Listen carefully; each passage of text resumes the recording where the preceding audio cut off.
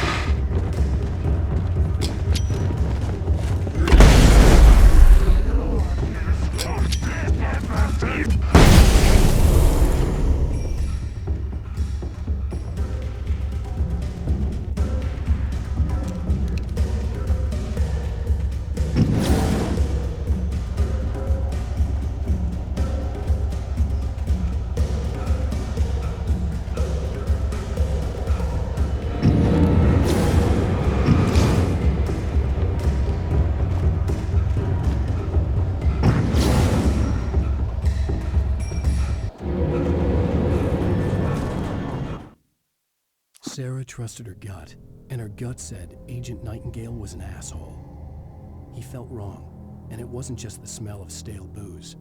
It was in the way he flashed his badge, pulled rank, the look in his eyes when he wanted answers. Where was Alan Wake? What was this about an accident? Where was his wife? And most importantly, why did she let Wake go? He wouldn't answer her questions.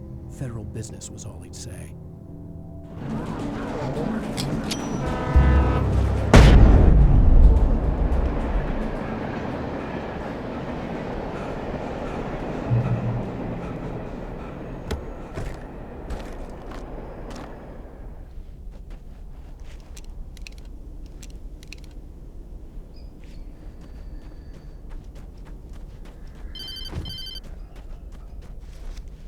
Hello?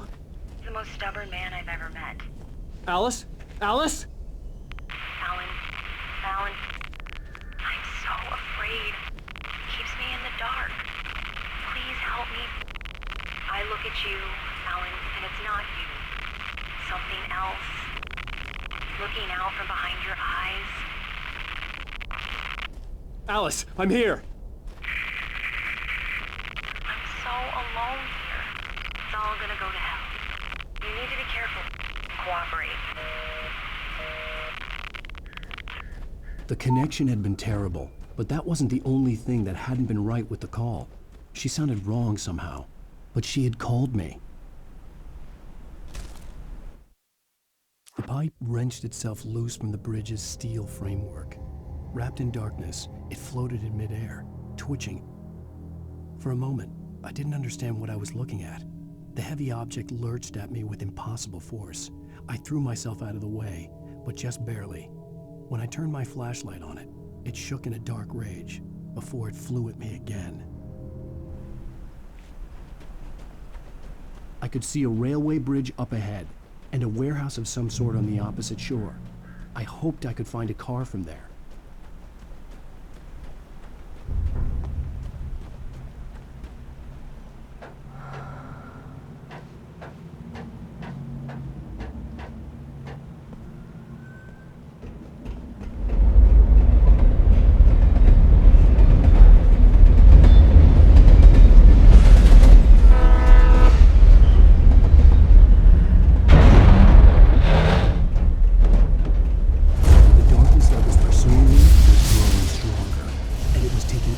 Everything in its path.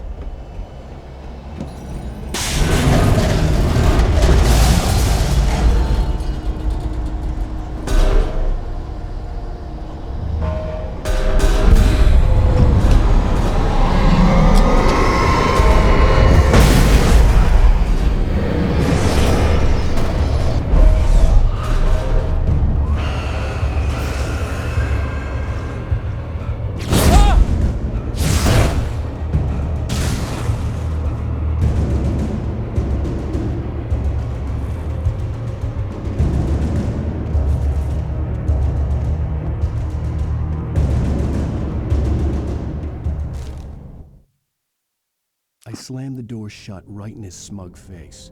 He pleaded for me to open the door. True to form, the asshole actually thought I would obey. I had no sympathy left, no guilt either, not for him. I took a moment to savor the scream. I bet I had a smile on my face. It was all that I had time for. The dark presence was inside the lodge with me. As a teenager, just starting to get interested in writing, Stephen King had been a source of inspiration to me. I thought about all the inanimate objects that had come to life in his books. No one is safe in a good horror story. Certainly not the protagonist. That's what makes them fun. This was anything but. The darkness could possess anything, and it was getting closer.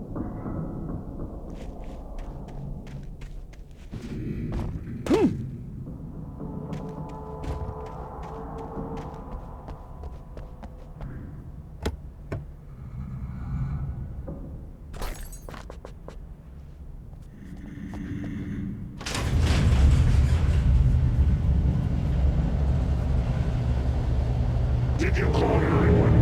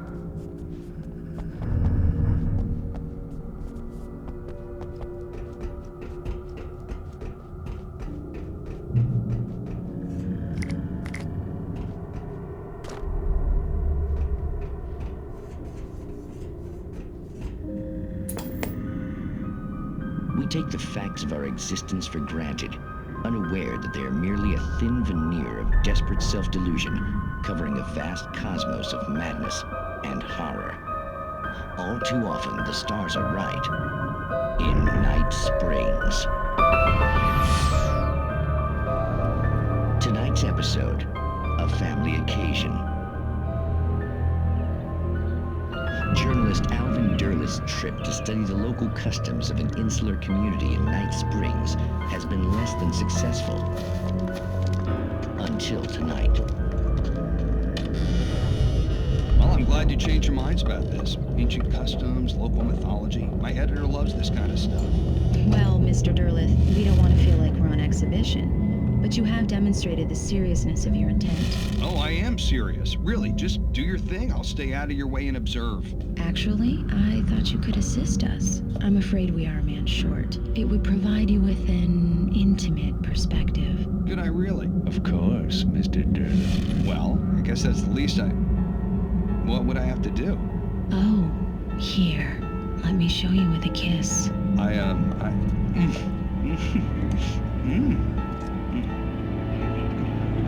What did you...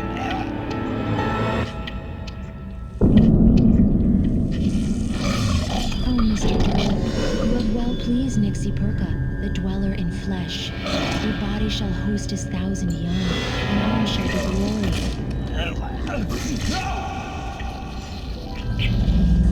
Shh, darling, be calm. Shh. Alvin Derleth learned a harsh lesson. If you go looking for mythology, it may come looking for you. And such quests always bear fruit. In Night Springs.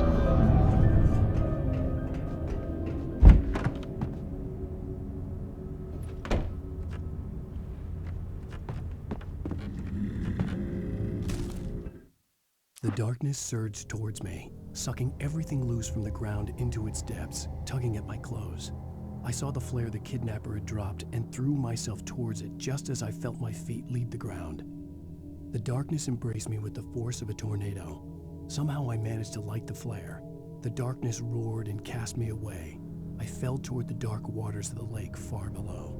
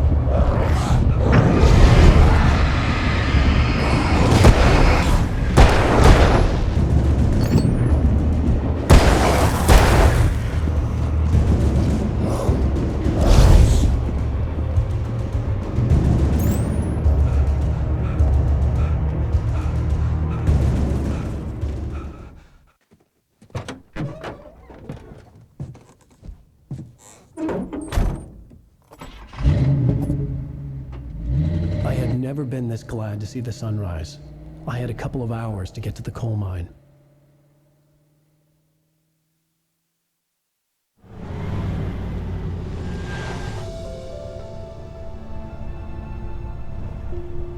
The coal mine wasn't far now.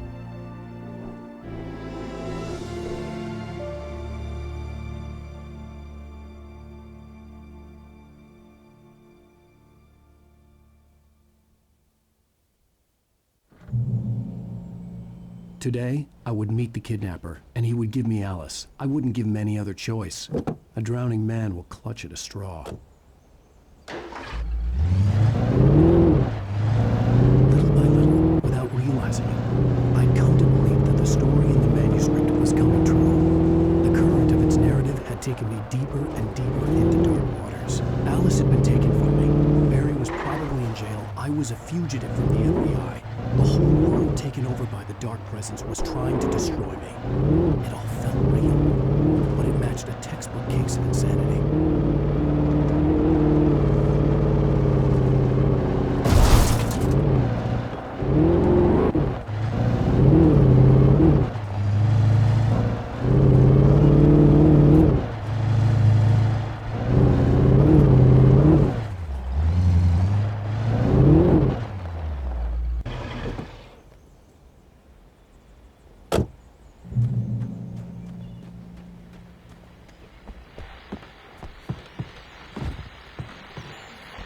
This is Pat Main, and you're listening to KBF-FM. Folks, I want to apologize for kind of abandoning you to that looping music track last night, but I was detained. You see, I encountered a big-shot G-man with an itchy trigger finger who could use a lesson in manners and a boot in the ass, not necessarily in that order either. Now, folks, I know I'm not being very informative here, and I apologize for that. I really should just keep quiet, but I'm just so peeved right now, because some people just shouldn't be carrying badges. And I'm just glad that our Sheriff Breaker was there to straighten things out. And if someone I met last night is listening, let me just say, I'm sorry if my mouth got you in trouble. I'm pretty sure you're not the bad guy here. Godspeed, son. I hope you know what you're doing. Now, on a lighter note, I'll be talking to Dr. Nelson all morning. But first, a little music.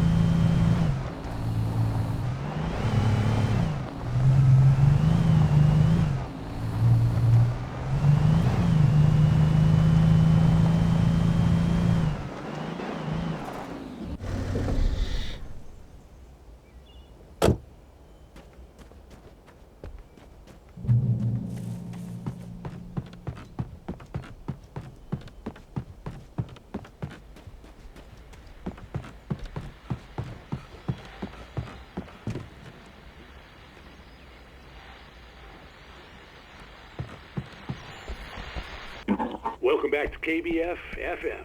Hope you enjoyed that tune. Now, Doc, you were talking about life and finding that special someone, that soulmate. Well, you were talking about that. I was saying I don't buy it. Well, see, to me, that's strange, because I always pegged you as a hopeless romantic. You got me there, Pat.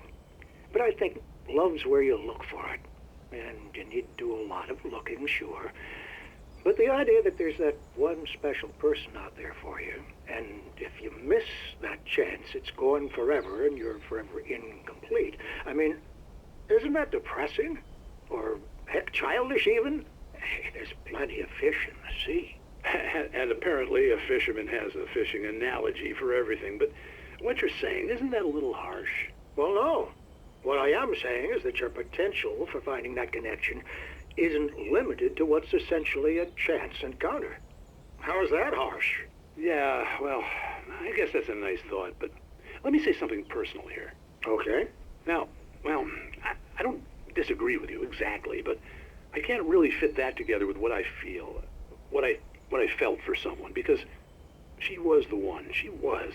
And I let her drift away from me. Maybe I didn't put in the work, I don't know, but well, since then, and it was a long time ago, but since then there hasn't been anyone, not like her. And I'm not saying I dwell on her or haven't moved on. I like my life. I'm not living in the past, but I do miss the way she completed me. You can't argue with the heart, Pat. I'm sorry, folks. I had kind of a scary experience last night, and let's just say it's shaken a few things loose.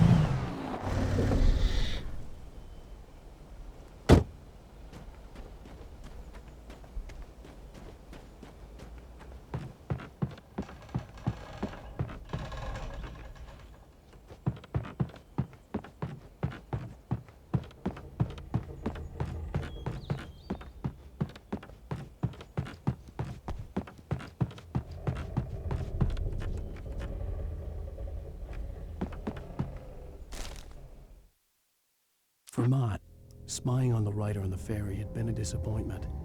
His boss had made Wake out to be something special, but Mott hadn't been impressed. He'd gotten a good long look at the wife, though, and he liked what he saw. Mott had fantasized about goading Wake into a fight, but it hadn't happened. Still, he'd get his chance to see if the writer had anything in him. He'd been promised as much.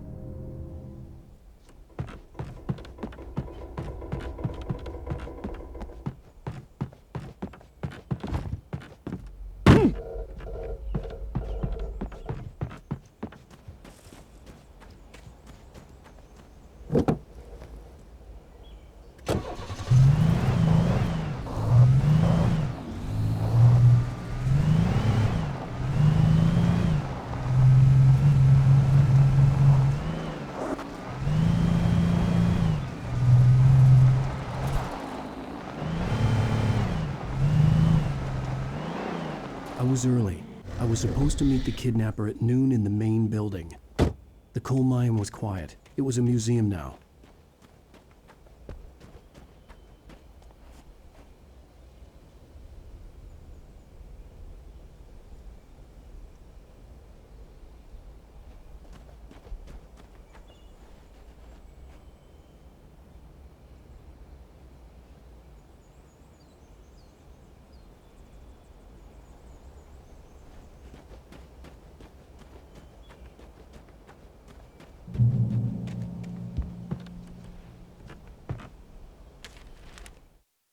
With Nightingale gone and the night wind blowing in through the broken studio window, Maine stared at Sarah. The sheriff looked away. Maine's voice shook with barely controlled anger. That boy's doing more drinking than thinking. I hope you know what you're doing, Sarah. He's got a sickness in his eyes. You take my word for it. He wants Wake for a reason, and it's not for anything good.